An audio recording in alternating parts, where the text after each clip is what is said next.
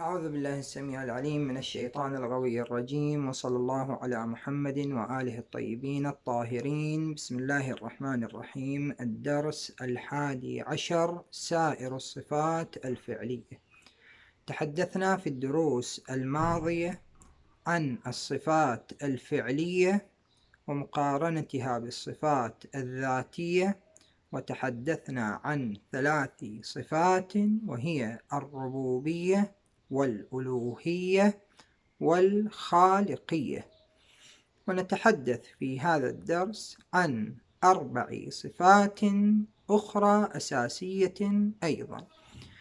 وأحد أهم هذه الصفات التي يقع الكلام عنها عادة في علم الكلام القديم وفي علم الكلام الجديد هي صفة الإرادة، وأن الله عز وجل مريد.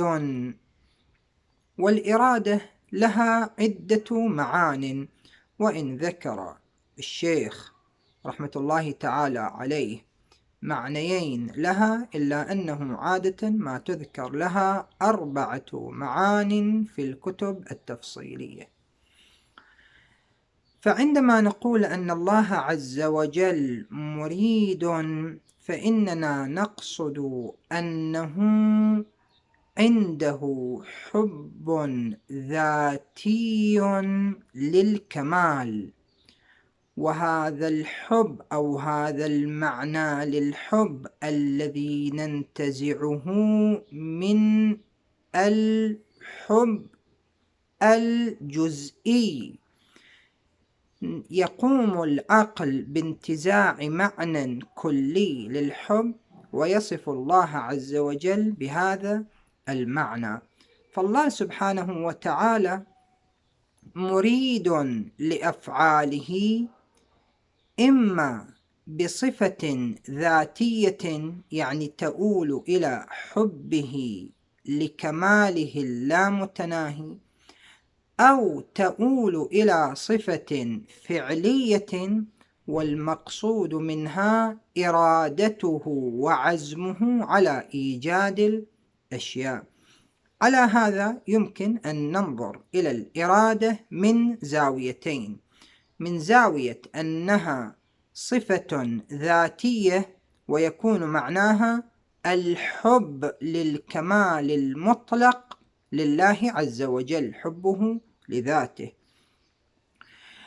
وإما أن ننظر لها من زاوية أخرى، وهي إيجاده وإرادته لإيجاد وخلق هذه العوالم التي أوجدها والتي خلقها، وأنه مريد يعني عازم على هذا الفعل، وهو غير مجبر.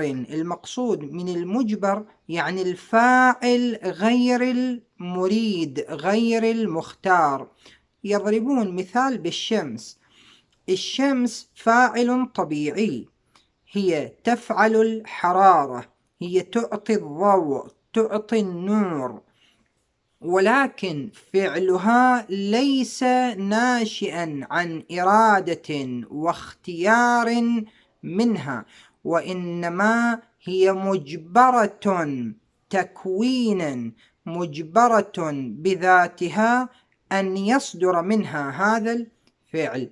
الله سبحانه وتعالى عندما نقول أنه مريد يعني ليس كالشمس في خروج النور منها، وإنما بإرادته وباختياره يوجد الخلق. إنما أمرنا لشيء إذا أردناه أن نقول له كن فيكون.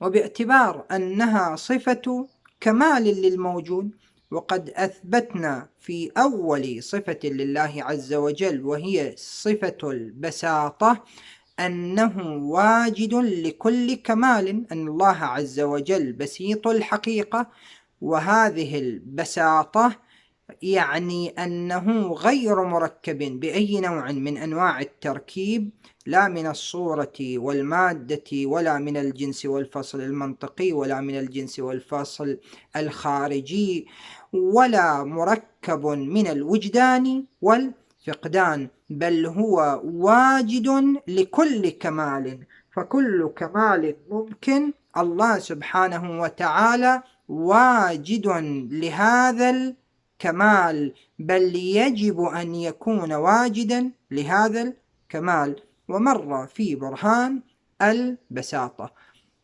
وباعتبار أن الإرادة هي صفة كمال للموجود، فتكون هذه الصفة من صفات الله عز وجل، إما بأن تؤول إلى صفة ذاتية وهي حبه لذاته عز وجل، أو أن تؤول إلى صفة فعلية يعني تنتزع من طرفين ومن النسبة ما بين الخالق والمخلوق، وهي إرادته لإيجاد هذا المخلوق وهذا العالم. على هذه الصفة تنشأ عندنا صفة الحكمة، وهي أن الله عز وجل مريد للكمال اللامتناهي، فالله سبحانه وتعالى عندما يوجد إنما يوجد لغاية، الغاية الأساسية هي حبه لذاته اللامتناهي، والغاية الثانوية هي أن يصل هذا المخلوق إلى كماله. يعني لماذا خلق الله عز وجل الخلق؟ لماذا خلق الإنس والجن؟ الجواب يقول: وما خلقت الجن والإنس إلا ليعبدون. هل هذا هو الهدف؟ لا، ليس هذا هو الهدف الأساسي والغاية الأساسية، وإنما كما يعبرون هذا الهدف المتوسط. الهدف الأساسي هو لكي يبرز كمال ذاته، لكي يظهر كمال ذاته، لأنه موجود تام وفوق التام، ومن كمال هذا الموجود أن يصدر عنه هذا الكمال، فهذه هي العلة الحقيقية. ولكن عندما نقول أن الله عز وجل حكيم أو أنه يفعل على أساس الحكمة، فهنا لابد أن نبين أن الحكمة الإلهية تختلف تماما عن الحكمة التي نتحدث عنها في المخلوقين. المخلوق عندما نقول أنه حكيم، يعني عندما تقول زيد من الناس حكيم، ما معنى أنه حكيم؟ معنى أنه حكيم يعني عندما يعمل عملا معينا فإن هذا العمل يكون متوافقا والنظام الكوني. فإذا إنسان مثلا يأكل طعام فاسد أو يأكل بعض الأطعمة التي تضره لا نسميه حكيما، ولكن إذا أكل الأنواع من الأطعمة التي تفيده فإننا نسميه حكيما. هذا المعنى لا يمكن أن نتصوره في الله عز وجل. لماذا؟ لأن هذا المعنى يكون معنى بعد الحكمة وبعد القانون الكوني، يعني إنما يتوافق مع القانون الكوني. ولو اختلف القانون الكوني، يعني هذه الأطعمة اللي كانت مضرة أصبحت هذه الأطعمة غير مضرة، لابد أن يتغير مصداق الحكمة. فعندما نقول الله سبحانه وتعالى حكيم، لا يوجد نظام هو أوجد هذا النظام على أساس الحكمة. فما معنى هذه الحكمة التي هي تسبق النظام؟ وبعبارة أخرى فإن حكمة المخلوق هي حكمة بعد النظام، بينما حكمة الله عز وجل هي حكمة قبل هذا النظام. وهذا فرق جوهري بين الحكمة في المخلوقين وبين الحكمة في الله عز وجل. إذن ما معنى الحكمة وما هو مصداق الحكمة عند الله عز وجل؟ المصداق هو أن الله عز وجل إنما يريد ويختار إيجاد الأمور على نحو أتم وأكمل، ولذا قالوا ليس في الإمكان أبدع أو أفضل مما كان. يعني هذا النظام الذي أوجده الله عز وجل ليس في الإمكان أن يتحقق نظام هو أكمل وأتم منه. طبعا من حقك أن تسأل كيف يمكن أن نتصور أن هذا النظام هو نظام متكامل مع ما نراه من الشرور ومن الزلازل ومن غيرها. المقصود من أن هذا النظام هو أتم نظام مو المقصود عالم الدنيا. عالم الدنيا هي حلقة من حلقات هذا النظام. المقصود من النظام هو عالم الإمكان كاملا الذي أوجده الله عز وجل، كل العوالم بما فيها الآخرة وبما فيها عالم القبر، عالم البرزخ، وعالم الدنيا. إذا نظرت إلى هذه السلسلة كاملة فإنه ليس في الإمكان أفضل من هذه السلسلة. وكل ما يعيشه الإنسان في هذه الدنيا من مصاعب أو من شرور أو من بلايا هي أيضا من مقومات كمال هذا النظام، ويأتي البحث عنها بشكل فيه نوع من التفصيل الذي يتناسب مع هذه الدراسة عندما نصل إلى مسألة العدل والعدل الإلهي، وكيف يمكن توجيه هذه الشرور الموجودة في هذه الدنيا مع مسألة العدل الإلهي.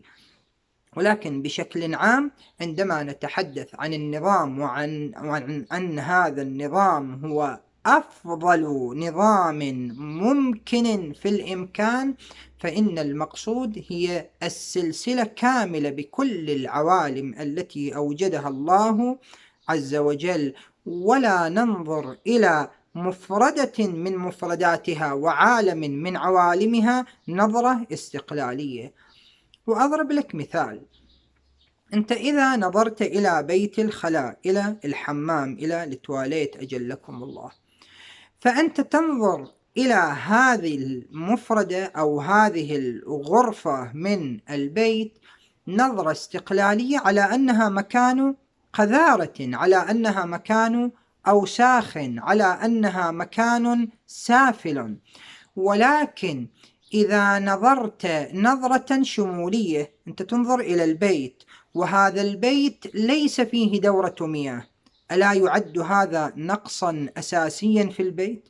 إذا تريد تشتري بيت وهذا البيت ليس فيه دورة مياه، أنت لا تقدم على شرائه، ولو فكرت في شرائه فإنك قبل أن تشتريه تفكر كيف سوف تصنع فيه دورة مياه.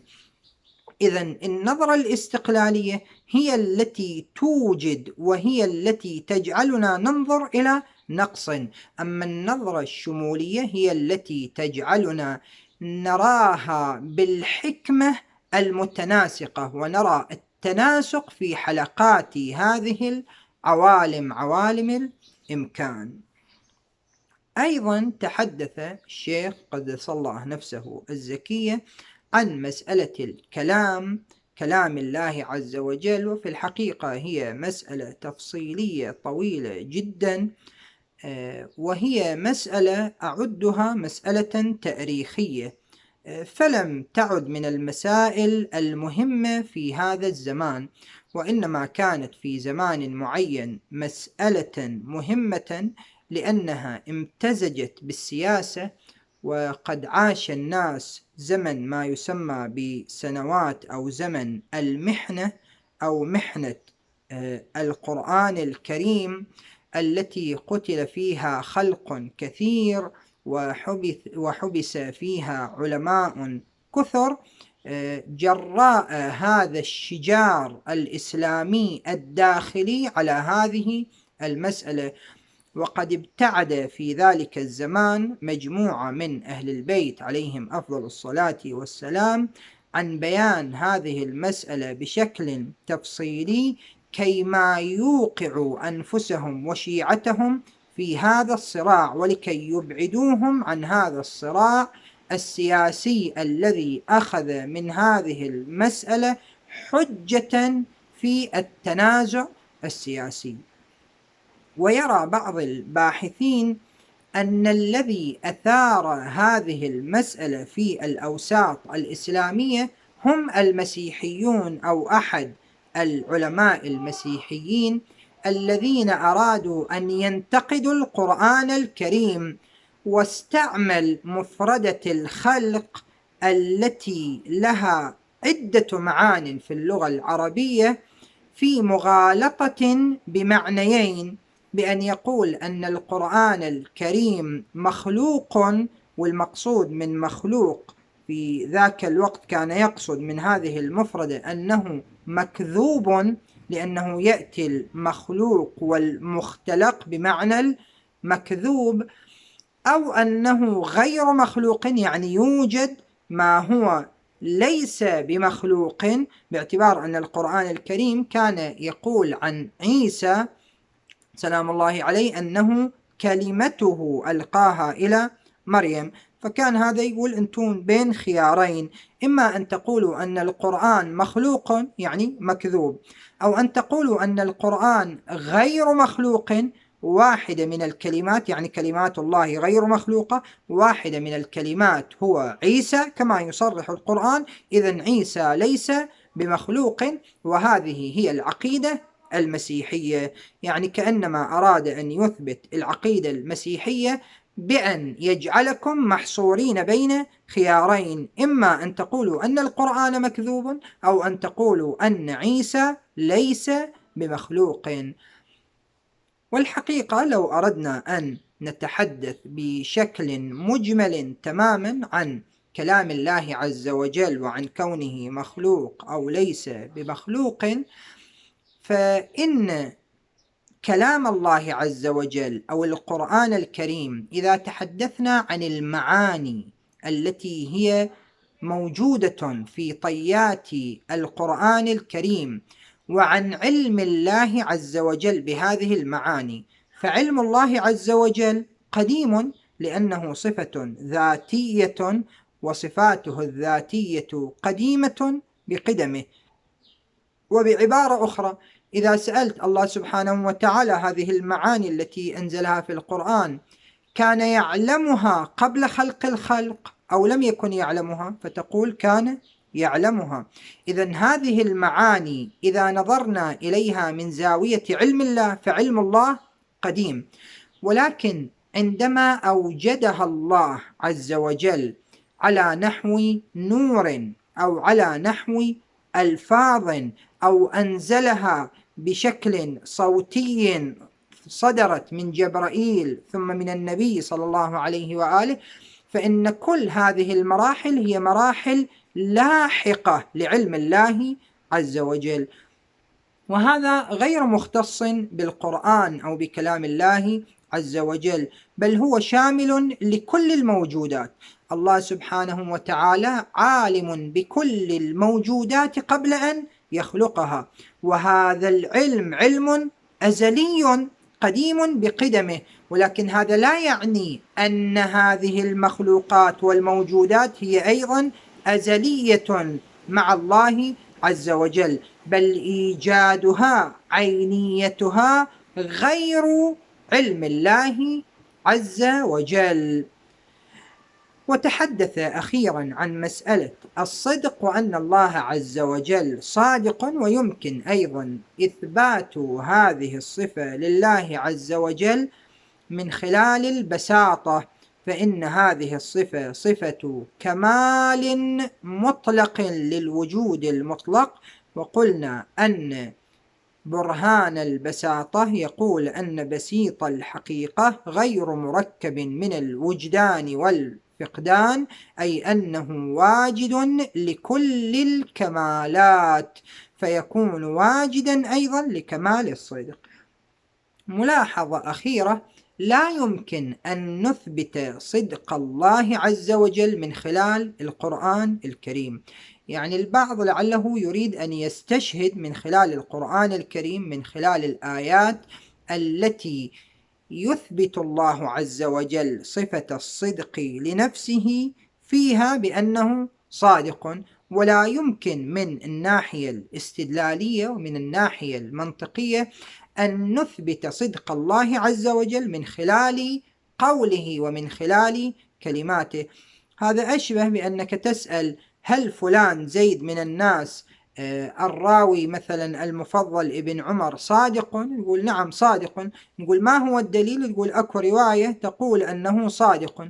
من الذي روى هذه الرواية؟ يقول هو نفسه المفضل ابن عمر. يقول خل يثبت أولا أنه صادق لكي نقبل هذه الرواية التي تثبت صدقه. تماما عندما تريد أن تثبت صدق الله عز وجل بالقرآن ما تسمى بالمصادرة، يعني أنت تقول أن هذا القرآن صادق لأنه كلام الله، وهذا القرآن يقول أن الله صادق، إذن الله صادق. هذه تسمى بالمصادرة، لابد أن تثبتها بشكل عقلي. وأحد أهم هذه الإثباتات هو ما ذكرناه من أن الله عز وجل بسيط الحقيقة وواجد لكل كمال، والصدق من الكمالات المطلقة للوجود المطلق، فالله عز وجل يكون متصفا بهذا الكمال. وصلى الله على محمد وآله الطيبين الطاهرين.